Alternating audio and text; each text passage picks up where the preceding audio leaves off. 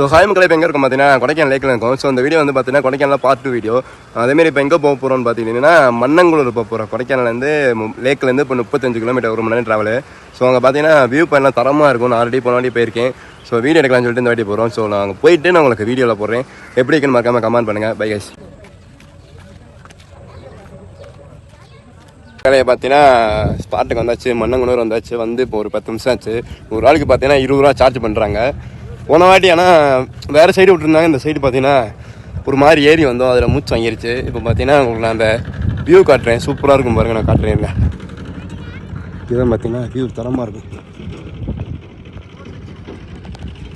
இதெல்லாம் சூப்பராக இருக்குது. அந்த ஃபோட்டோ எடுக்கும் சரி சில்லுன்னு இருக்கும் நல்லா. இங்கே மேலெல்லாம் பார்த்தீங்கன்னா பனியாக வரும். ஒரு நேரம் போயிடுச்சு போனால் மணி ஆயிடுச்சு, நல்லா போயிடுச்சு போல.